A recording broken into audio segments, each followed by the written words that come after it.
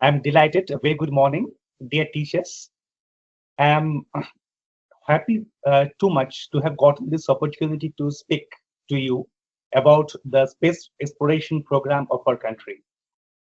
More so because during my interactions with the student community, I have been enthralled by their enthusiasm about space science, yet noticed many myths and misnomers about the subject. This lecture, I hope, will provide some take-home message for the teachers, who in turn can help the students with a correct and systematic exposure to the subject. So to start with, let us have a brief look about on the space program as it is today. So when we speak about the space program today, often we say India has the end-to-end space capability and infrastructure. So what actually we mean by that statement? End-to-end space capability means India has the capability to develop launch vehicles or rockets with which we can launch satellites to space. We have capability to develop space segments, which mean satellites, landers, rovers. Also, we have capability for developing, and we have also ground segments which do the job of tracking the rockets, tracking the satellites, telemetry, telecommand, and also receiving the data from the satellites. So space transportation system, space segment, at the ground segment, entire thing is called the space infrastructure, and India has got the capability. I'm telling this to you because I want you, the teachers, to tell you students that there are many spacefaring nations today. Many of them are coming up, but not all the spacefaring nations have all the capabilities. Some have launch vehicle capability. They may not have good expertise in building satellites, or some are good at building satellites. They have not yet got the capability of building rockets. But India today has got the entire chain. Now, having said this, what do we do? What is our activity? Our activities in ISRO include space science exploration, satellite communication, Earth observation, satellite navigation, and added to this, recently all of you are aware of the human space flight program. You are aware that the astronauts, 4 astronauts, have already been selected. So Indians will soon be in space in the low Earth orbit, and that will be first set of Indians going to space on board an Indian launch vehicle with all Indian technology. And space situational awareness is yet another vertical which tells about the environment near the Earth, whether any asteroid is coming or any debris is going to collide with any satellite. The environment which is near the Earth, it is a very important regime when it comes to the space exploration. Awareness about space, the near Earth space, is given by the space situational awareness. And all these verticals have got some components. One component is capacity building, national and international cooperation, institute, academia, industry interface, and also we are a very good voice in the United Nations. So having said this, let me tell you my today's deliberation will be concentrating on the space science exploration only. Now the question is, what do we explore in space? If space is nothingness, what do we explore in space? So the first thing that comes to our mind is the near Earth space.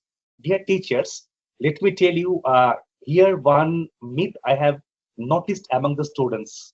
Whomever I have interacted with, I have come to understand, all of them understand space science as something about Big Bang, something about black hole, or something about very big astronomical or cosmological process. That is a partial truth. I would like you to carry this message to the students that space science has a bigger canvas. And in this bigger canvas, let us start from the perspective of the Earth, the near Earth space, which comprises the upper atmosphere, the ionosphere, thermosphere, magnetosphere, and also the influences of the sun on the Earth and the near Earth space. Sun sometimes becomes very active. All of you are aware of the 11-year cycle of the sun when sun becomes very active. Recently, we are passing through a phase of very high solar activity. You are also aware about 2 weeks, 3 weeks ago, we have experienced very strong, immense, intense geomagnetic storm, and that phase is still going on. So we are experiencing a phase of maximum solar activity. After 1 or 2 years, the activity will start coming down. So when these things happen, the near space environment of the Earth, which comprises the upper atmosphere, ionosphere, that region gets perturbed, or satellites are at stake. Some of the infrastructure in the higher latitudes of the Earth are at stake. So that is a zone of importance. Then comes the planets, the natural satellites, the comets, the small solar system bodies, the interplanetary dust. And what do we do about all these celestial bodies? We study their material composition. By studying their material composition, we come to know about the building blocks of the solar system, their origin, their evolution. We also come to know the surface of the planets or the natural satellites. The surfaces tell a lot of things about different phases of the evolution of the solar system. Same thing about the subsurface, that is underground of the planets and the natural satellites. Many information are buried under the surface, which we call the subsurface science of the different planetary bodies in the solar system. Also, some of the planets have got, or the natural satellites have got, considerable atmosphere. So the study of the atmosphere also is another regime in space sciences. We study the density of the atmosphere, composition of the atmosphere, how does the composition change with time. All these things are matters of study in space sciences, especially in the regime of planetary sciences in the solar system exploration. In the solar system exploration, yet another regime of study is the interplanetary medium. The interplanetary medium is the region of space which is between two major bodies, like between space between two satellites or space between two planets, like this, where apparently there is nothing, but it is not true. There is something. That nothingness has got something, and the something is solar wind, that is the charged particles which are blown by the sun, comprising mostly ionized hydrogen and helium ions, and also some heavier ions. Also, along with it, the interplanetary magnetic field. You are aware that charged particles, when they're in motion, they carry a magnetic field along with them, and also the cosmic rays. And also, interplanetary dust is also a part of this medium. And so, these are all keep us engaged to study. Beyond the solar system, you are obviously interested in the domain of astronomy, and astronomy, it is the study of the stellar objects, the stars, the galaxies, the clusters, the other entities like black holes, neutron stars, etc. And there is another term which we use, that is astrophysics. Often astronomy and astrophysics are used synonymously, but there is a difference. Astrophysics is a study of the physical processes that happen in the stellar objects. And here also we study all these entities which we have mentioned about astronomy. And there is another term which we use called cosmology. In the cosmology, it is the study of the cosmos as a whole. So when we study cosmos as a whole, it is the cosmic microwave background radiation, gravitational wave propagation, dark matter, dark energy, fate of the universe, how did it start, what will happen.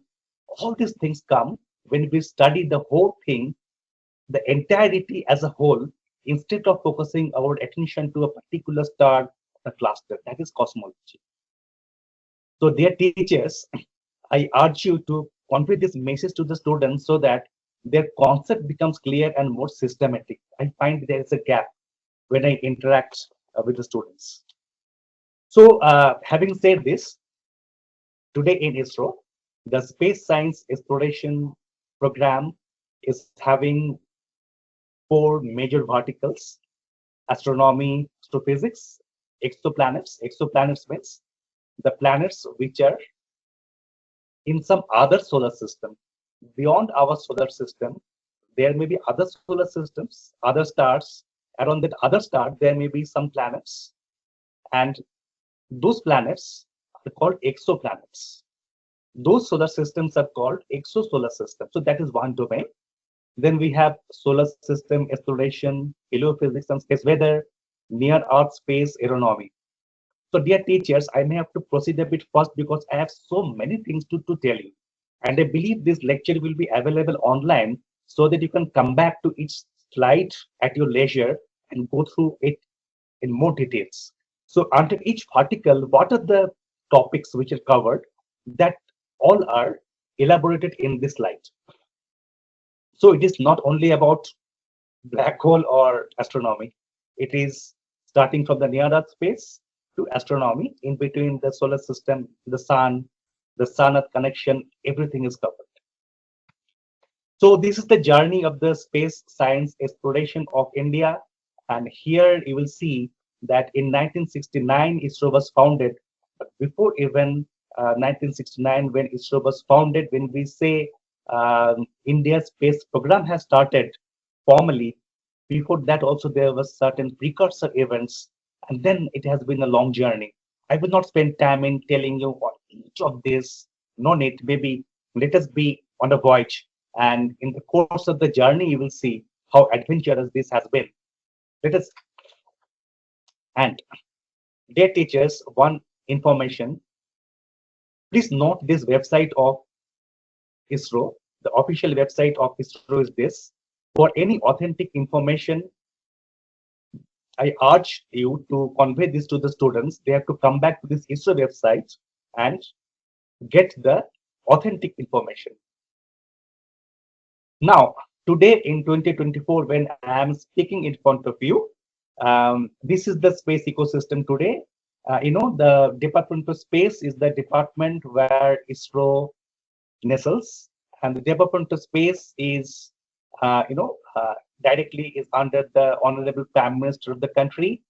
And under ISRO, there are 13 centers for different activities, and there are also different autonomous bodies like Physical Research Laboratory, National Atmospheric Research Laboratory, Northeastern Space Application Center, Indian Institute of Space Science and Technology, and there are also participation of the private players, startups, academia, industries, institutes. So the entire country with its full might are becoming the part of the space ecosystem. It is not only one organization doing. Now, the journey in retrospection. It is important to retrospect, as retrospection provides inspiration where we and where we are now. Wisdom, solution to a present problem might be embedded in history, and a way to track the progress helps to extrapolate and match with the globe what is happening in the rest of the globe. So let us have a look. So if you see ISRO as an organization, it has undergone a lot of metamorphosis. It has seen multiple phases like initiation phase in 1960s, 70s, experimental phase, operational phase, expansion phase, and of late 2020 onwards, inclusion phase, where the space sector reform has happened. Now the entire country, as I have mentioned, are participating with all their might, whatever they are having expertise at, they're coming and contributing to the space program.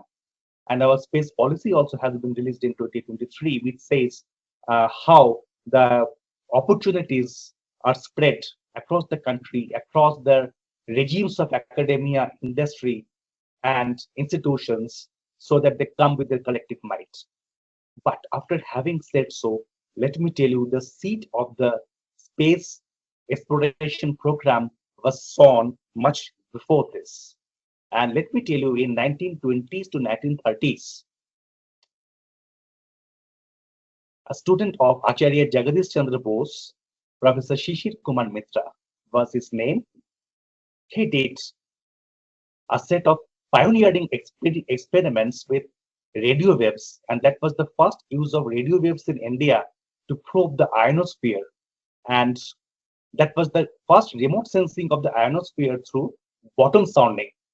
And he had his um, seminal work, The Upper Atmosphere, which is referred in many learned fora, and his work is recognized as the first instance of use of radio waves for the remote sensing of the ionosphere from India. So that was between 1920 to late 1930s. And you have to remember that India was nearing towards independence. And that was the time of Second World War. And during the Second World War, the the perspective was different, the priorities were different, and India was having its own problem of uh, instability in the government, the geopolitical dynamics, everything. And during this time, the history of Indian space program witnessed two valiant sons of Mother India. One was Dr. Homi Jahangir Bhabha, and the other one was Dr. Vikram Ambalal Sarabhai. Dr. Bhabha told, we have to build up outstanding schools of research, and he was the founder of the Tata Institute of Fundamental Research, which came into being in 1945, the independence. And Dr. Vikram Sarabhai said, we must be second to none in the application of advanced technologies to the real problems of man and society. 1947, the Physical Research Laboratory was formed. Here, my dear teachers, again, I would like to draw your attention. Convey to your students that Indian space program is the space program which has started not from defense, it has started from science and societal applications. I again draw your attention to what Sarabhai has said. Real problems of man and society, that was the pivot of the whole development, the seed of the whole nucleation of the space program. So Indian space program has been different compared to the other countries' space program. And post-independence, late 1940s to 1950s, Dr. Homi Jahangir Bhabha and his team used to conduct a lot of balloon-borne experiments from the lands of Hyderabad. Tata Institute of Fundamental Research still has this facility which is called NBF. So dear teachers, once again, tell your students, if they can visit NBF, National Balloon Facility, Hyderabad. So they launch balloons now also, big, huge balloons, and these balloons can attain an altitude of 30 to 40 kilometers. And during 1940s to 1950s, a lot of experiments have happened on cosmic rays with balloons. So you can see in the picture, Dr. Homi Jahangir Bhabha and his team conducting such kind of experiments. During this time and after that, Dr. Sarabhai identified Tumba, which was a sleepy fisherman's village near the southern Indian city of Thiruvananthapuram. And the beauty of the place is that it is situated at the sea coast, just at the banks of the Arabian Sea, and over the sky of Tumba runs the geomagnetic equator. And wherever the geomagnetic equator passes, there are some peculiar phenomena which happen in ionosphere, which are peculiar to the region where the geomagnetic equator passes through. So he said, the community, the global communities, look, there is an opportunity. There is a sea coast, and you have an opportunity to launch rockets. You have direct access to what we call that upper atmosphere and the ionosphere, where you can study the equatorial electrojet, a special phenomena which happens nowhere else other than the equatorial, magnetic equator. So he used to attract people. So that's how the scientists who were very much interested to study the upper atmosphere and ionosphere, they found this opportunity, and that's how the Tumba Equatorial Rocket Launching Station was formed. And during 1960s, that was the time when the vision and importance of the space program grew, and the early steps were taken. The first rocket launching station was established as Tumba, and the inaugural launch was in 1963. And you can see in the picture dignitaries like our beloved Kalam sir here, and beloved people like Professor Satish Dhawan also you can see. And you can see this iconic picture that a nose cone of the sounding rocket is being carried with a cycle. Okay, they're good olden days. And a very important event happened in 1968 on the second day of February when the TALS or Tumba Equatorial Rocket Launching Station was dedicated to the United States. You have to remember one thing. Again, I draw your attention, dear teachers. Any lesson to be taken from here? The lesson is, see, why at all is was given to the United States, I mean, United Nations. It was given because it is an opportunity for the global scientists, because geomagnetic equator was passing. You have a sea coast, you can launch rockets. It is not easy as sending a rocket only. You should have a proper infrastructure of tracking the rocket, getting the data, antenna system, telemetry, telecommand. When you launch such a rocket, you need a lot of ground station facilities. So you have to remember that India was, what should I say, a 20 years old newborn independent nation, and this kind of investment was done by the people, the global community in the land of Tumba to conduct those experiments. So it started with opening up international cooperation, opening up the opportunity. I will give you this opportunity of the land, geomagnetic equator, access to the space. You come and establish your facilities there. That's how it grew. So cannot be it a lesson for future? Okay. In the early days of the space program, 1975 to 1976, the international collaboration was also including Dr. Sarafai's dialogue with NASA, which led to the satellite instructional television experiment. And that was the time when television was not there in India. Many of you who still remember the days of 70s, there was no television. And Dr. Sarabhai wanted to demonstrate that if you have satellite technology, what all you can have? You can have communication. So how to do it? How to convince people? So let us borrow a satellite from the country which has a satellite, and then use some of its transponders to demonstrate what you can do if your country has a satellite.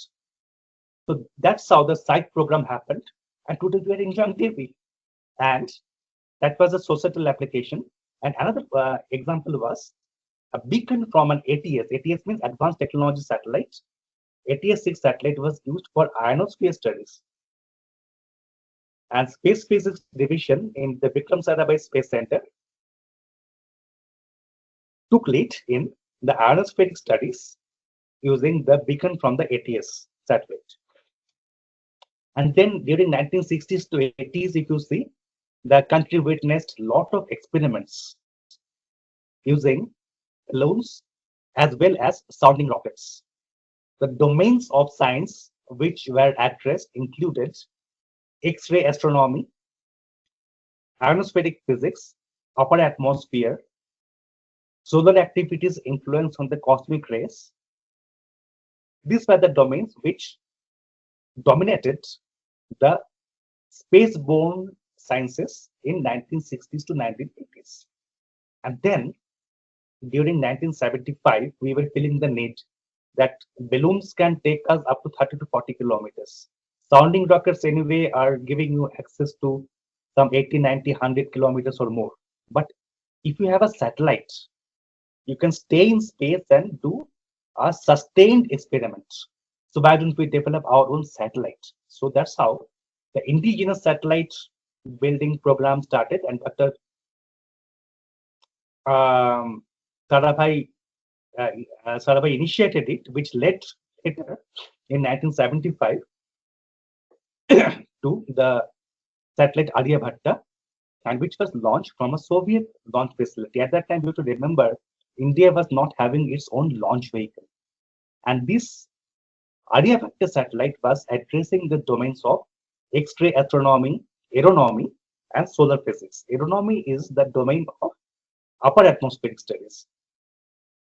In 1979 to 1983, the Rohini series of satellites were launched, and Rohini technology without RTP. This was a small system camera which was studying, not doing much of a science, but it was monitoring the stage of the rocket SLV-3. So that was the time when we have started with our first version of the launch vehicle, SLV-3. And you are aware that our Kalam sir has played a significant role in the development of SLV. Then we have launched Rohini RS1. The data on the fourth stage of SLV was returned by the camera. Then Rohini RS D1. Solid state camera was used for remote sensing applications. Rohini RS D2 camera for visible and IR imaging. This is something you have to notice. So from the visible regime, we are going to infrared regime, appreciating the capability of or the potential of other regions of the electromagnetic spectrum to return some information which is not possible using the visible regime of the electromagnetic spectrum. And this is one of the concepts which we follow now also, may it be in Earth observation, may it be in scientific exploration of any planet or in a natural state. And then between 1987 to 1994, we had stretched Rohini series of experiments called SROS A, SROS B, SROS C, and SROS C2. The domains which ways to cover were gamma ray astronomy, upper atmospheric studies, and the stretched Rohini satellite series. Why the name has come, you can guess. Started with Rohini. It is the next version, so stretched Rohini. We call it SROS. And you have to notice here at this juncture that from SLV3, we have been promoted to ASLV, Augmented Satellite Launch Vehicle, while the satellite SLV3 was capable of launching 40 kg payload. ASLV was capable of launching 150 kg to the low Earth orbit. New technologies included the strap-on technology. Strap-on means you see two smaller rockets on both sides. These are called strap-on rockets.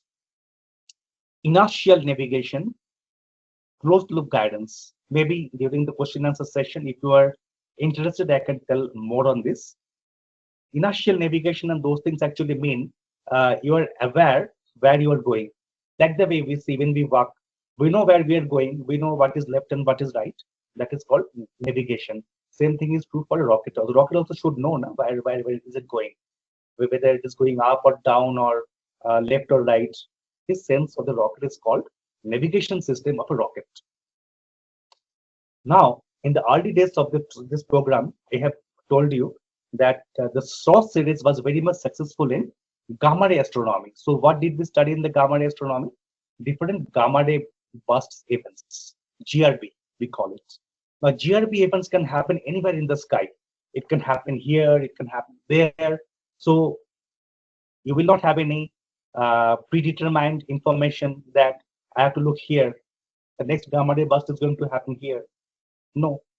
So you should have a wide angle system where anywhere the GRB happens, the gamma ray burst happens, you are able to detect that. So the wide field of view instruments were used. But when our thrust was not quenched by studying the gamma ray bursts only, we wanted to study the specific stars and astronomical sources, say X-ray astronomy, to study X-ray binaries. So we needed a mechanism for pinpointing. No, I want to look at a particular point of the sky with an accuracy of, let us say, plus minus 1 degree. And it's quite different from a wide field of view. You have to appreciate this. And which needed an inertial pointing of the satellite, and which needed more mass, because if you have to have and inertial pointing, it will have its own control system, its own mechanism, its own electronics. So it needed more mass and power. So there was parallelly a set of developments happening, development of the inertial systems for attitude control. As attitude is a term in space science, we use it to refer to direction. Okay, attitude is direction in space science. Star sensors as reference, because stars we have used always as reference starting from the early sailors. The pattern of stars when you are seeing in the sky, you know where you are pointing, whether you are pointing towards west or east or north, you know where you are pointing. The associated control systems. Now it is not only the development of such systems, you should have a commensurate launch vehicle for this. So we felt the need to go ahead from ASLV to some other version of the launch vehicle. And then we had PSL with the Polar Satellite Launch Vehicle in our hands, which was capable of launching 1750 kg or 1.75 ton to a sun synchronous orbit, which is at an altitude of approximately 600 kilometers. And the Indian X-ray Astronomy Experiment IXAE onboard IRS P3 satellite was flown. And you have to remember, these are not dedicated science missions. This Indian X-ray Astronomy Experiment IXAE was a co-passenger with some other experiments. And here the pointing was with an accuracy of 2 degree by 2 degree. And this was one of the very successful experiments in the early days of astronomical endeavors of India. Now, we were progressing so far so good, but what was happening in the rest of the world? The time which I am referring to, that was the time when the Hubble Space Telescope of NASA was operational, and the Compton Gamma Ray Observatory, the CGRO, was also operational. And getting ready were the Chandra X-ray mission and the XMM Newton. And India, despite making some significant progress, it has to remain meaningful. So, in view of the global progress, what to do something which will be impactful, was the question asked by the scientists at the time. And then, after a lot of deliberation, it was decided, let us go for a multi-wavelength astronomy observatory, because many of you are science teachers, different wavelengths in the electromagnetic spectrum tell different stories of some process which is happening in astronomical sources. So near and far ultraviolet and soft and hard X-ray bands were chosen. And that's how the AstroSat, which was launched in 2015, was envisaged. AstroSat is India's multi-wavelength astronomy observatory, and which is has got many first of its kind of discoveries in its credit. Some of those I have listed. I will not go through because I will not have time for that. Dear teachers, one very important information to you. In my slides, some of my slides, I will show some QR codes. So wherever QR codes are coming, you can take a screenshot. Later on, you can come back also to this slide, which will remain in YouTube. And with this QR code, you can visit to important resources which will be good for the students. So this QR code will lead you to AstroSat support cell. This is a wealth of information about AstroSat, and it tells about a lot of information about new discoveries, how the students can be connected with this ongoing AstroSat events. Then the journey of planetary exploration began. So in 2003, Honorable Prime Minister of India announced Chandrayaan-1 mission, and November 2004, in Udaipur, India, Honorable President of India told it is not enough to have only an orbiter around the moon. Let us have something on the orbiter in Chandrayaan-1 which we can make impact on the moon, which we can throw on the moon, and do some science. Throwing not for the sake of throwing, but do some science. And that's how the idea of the Moon Impact Probe was molded. And Moon Impact Probe was mankind's first access to the moon in the South Pole, which has given a lot of important science results, which included first detection of the lunar water vapor in the sunlit site. And then, if I have to speak about, that was the beginning of India's lunar mission. That was in 2008. Chandrayaan 1, 2008, Chandrayaan 2, 2019. And both the missions um, have contributed to understand the moon as a whole because both were orbiters. In Chandrayaan 2, we planned to have a lander and a rover, but due to technical malfunctions and difficulties, the soft landing was not successful. So both Chandrayaan 1, Chandrayaan 2 remained as orbiter missions and both are successful missions. So both the missions helped to understand the moon as a whole. In contrary, in 2023, the Chandrayaan 3 mission which we sent, it helps to get the ground truth of the moon at the landing site. Maybe I will tell a few things about those also. So Chandrayaan 1 has changed the perspective about the moon literally. We used to think moon was bone dry. Chandrayaan 1 has flipped the concepts.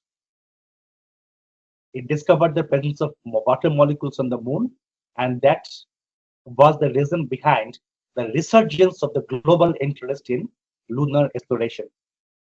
You must have noticed after Chandrayaan 1, there have been a lot of lunar missions.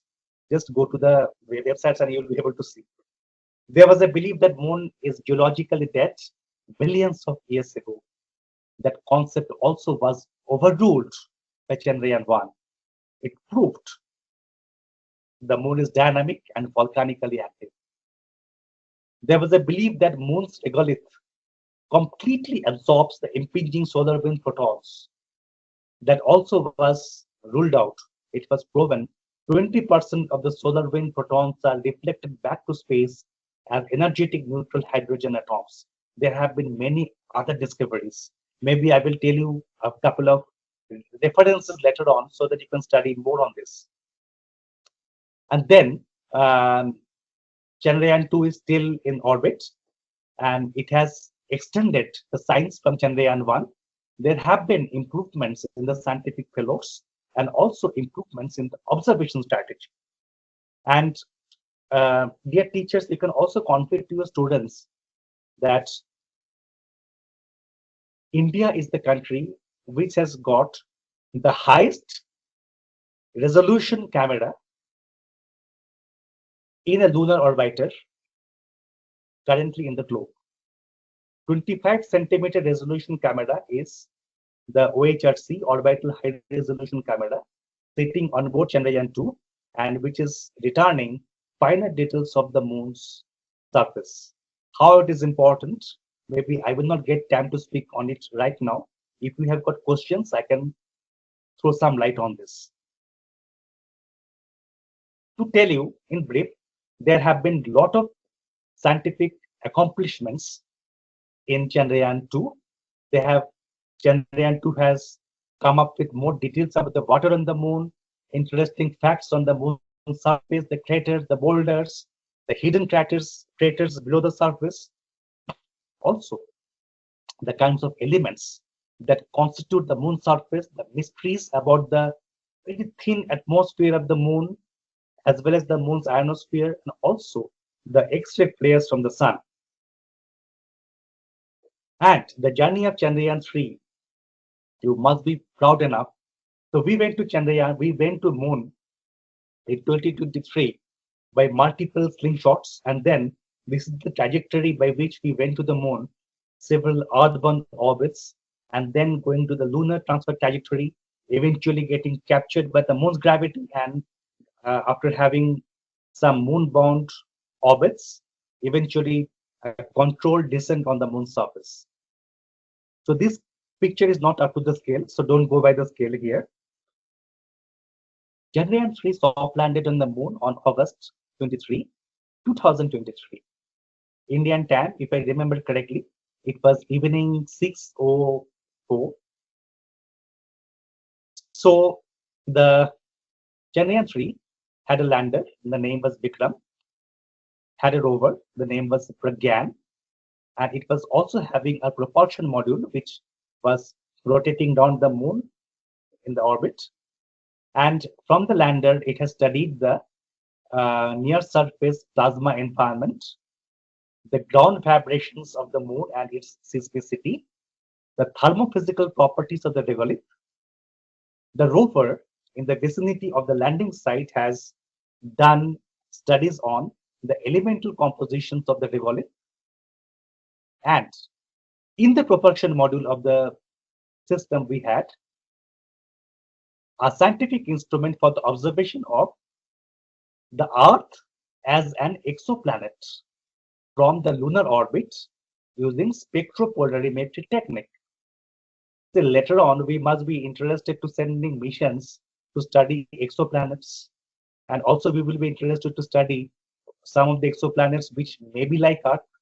So to start in that direction, why don't you start looking at Earth from the moon's orbit? So that was the rationale behind such an experiment. And the landing site of Chandrayaan-3 has been named as Shiv Shakti Point. The Chandrayaan-3, the mission objectives were to soft land on the moon and to have a rover roving on the moon surface. These mission objectives have been accomplished, and also we have demonstrated the hopping of the lander on the September 3rd, before we knew that the mission is coming to its end. And later, the propulsion module, which was in the moon's orbit, was brought back to the Earth's orbit. So this hopping and the returning the propulsion module back from the moon's orbit to the Earth's orbit, these two are humble beginnings for the next step. In Chandrayaan-4, when we speak about the return of the sample from the moon, we have to do at least these two steps and something more. And the science results are under communication in different journals. And you can see from this picture, wherever we have landed, Shiv Shakti Point, and wherever the other agencies landed. Can you see, for the first time, any country has landed in the southern polar region of the moon, which is interesting scientifically also. And this is the path of the rover, which has been paved. This is the Shiv Shakti Point. And teachers, you can scan this, you can take a screenshot of this slide. This QR code tells you more, which I could not cover in this limited time, on the moon, especially on our journey, India's journey in the lunar exploration. Then we had our Mars orbiter mission 2013, and we had this mission till 2022. And the Mars mission also has been very challenging. Maybe at some other time, if I get an opportunity to speak more on the Mars mission, I can speak. The challenges of Mars mission itself is a topic. So let me tell you a few interesting facets which may be inspiring the students. India's Mars mission was the first Mars mission in the world to have succeeded in the first attempt. The project was realized in shortest time in 18 months. Typically, this sort of science missions, they materialize in the order of 6 to 10 years. It took 18 months. Most economical interplanetary mission in the world, the budget was around 450 crores. If you compare with the other contemporary missions, it was around 6,000 crores. Youngest team has worked for this mission, and the first Indian satellite having full-scale onboard autonomy. Why onboard autonomy is required, all these things, I can go on speaking. I would not permit me. Indian space program, the journey is adventurous because many technologies were not given to us. Many technologies were denied. So many technologies we have defined, we have made on our own, innovative. It is a game of adventure. So a lot of science have come from the Mars orbiter mission, which included the science of the Martian atmosphere, exosphere, how does the sun interact with the Mars. Once upon a time, scientists say Mars also featured a thick atmosphere and water. What happened? How did Mars lose its atmosphere? Some clues have come from our mission. and also the studies on the Martian dust storms, characterization of the polar ice caps, Martian albedo, how much energy is reflected from the Mars, how uh, informative that thing is, what are the information which you can derive from the information on the albedo, all these things, the geology, and many information have come from the Mars orbiter mission. And then let me tell you the glimpses of the investigation on the sun and the other sources, glimpses about the Aditya L1 and the XPOSAT mission. So this Aditya L1 mission was the mission to the sun, but their teachers tell your students that we did not go to the sun.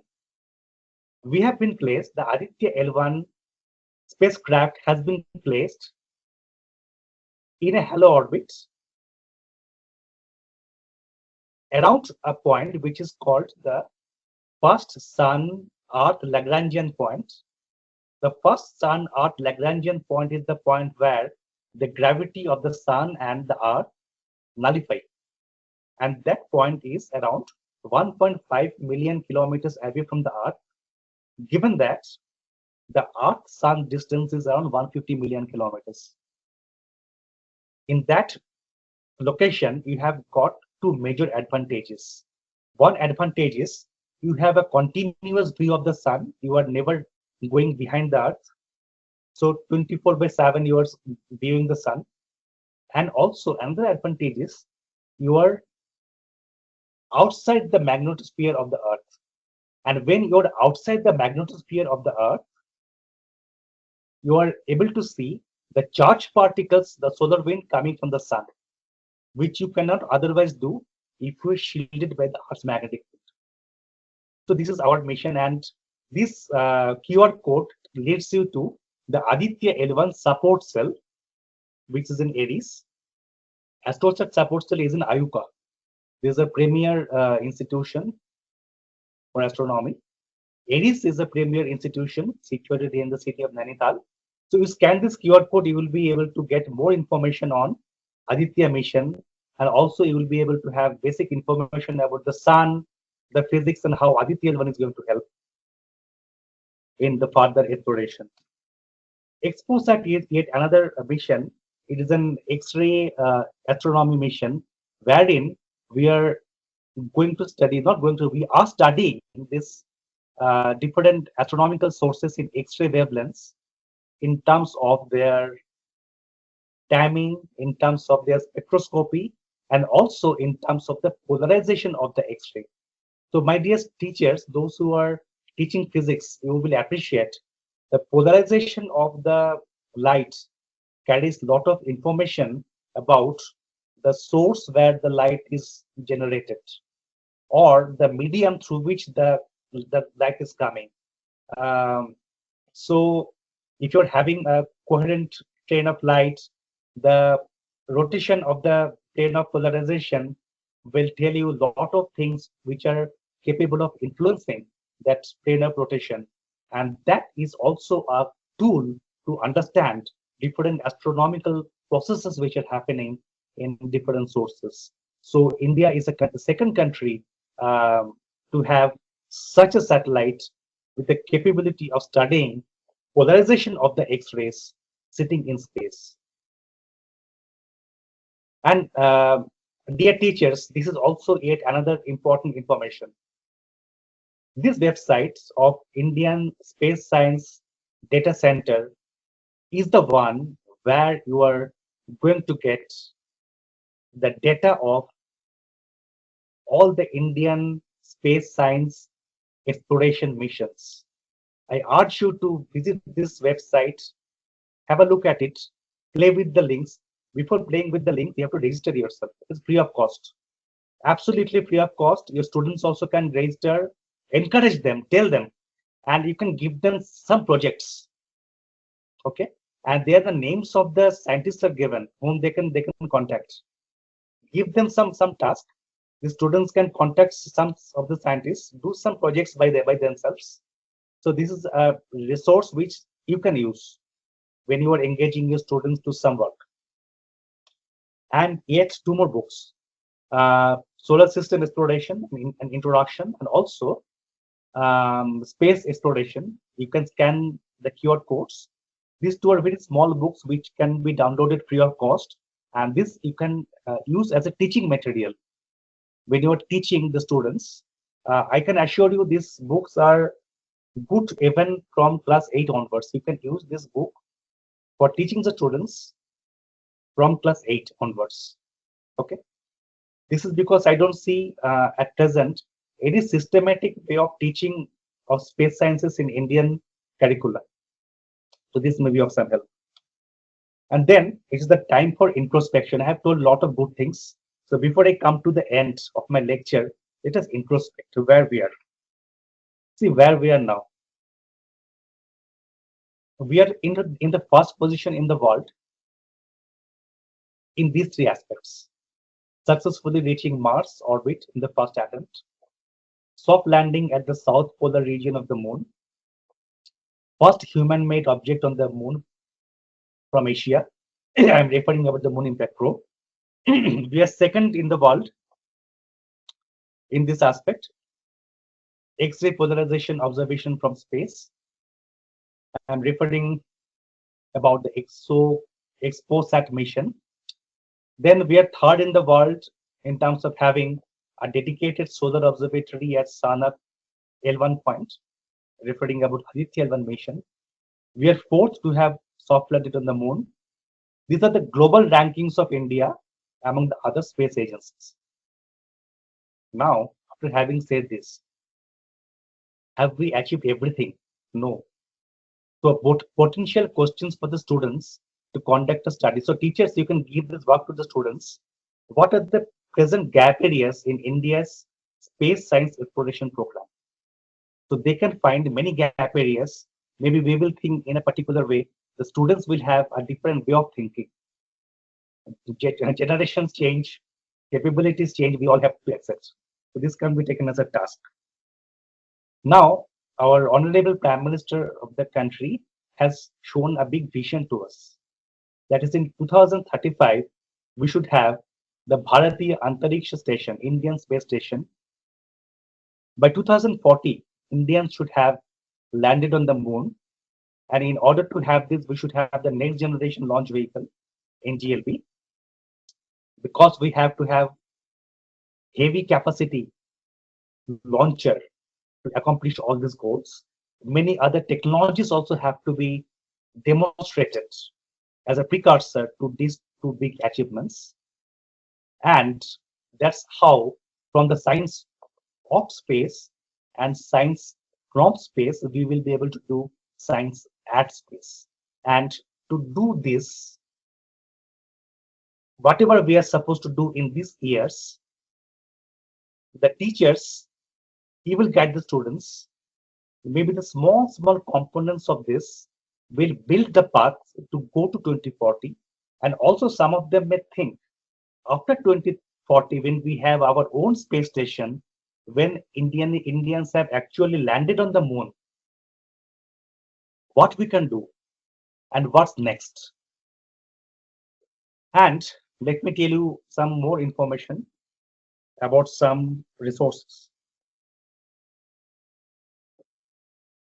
For the high school students, especially for class 9 students, there is a program called Yuvika, Yuva Vigyani Karyakram, young scientist program, where there is a state level competition.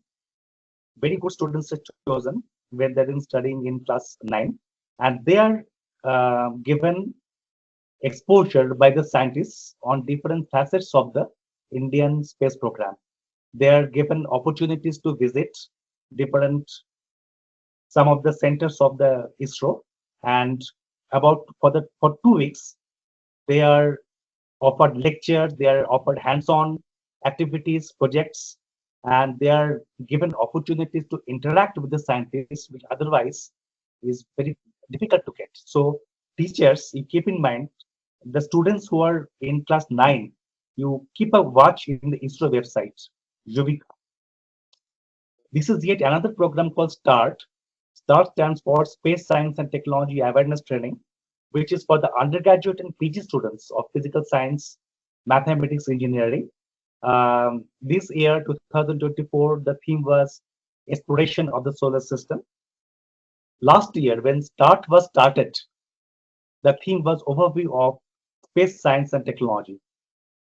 So typically, START is an online program.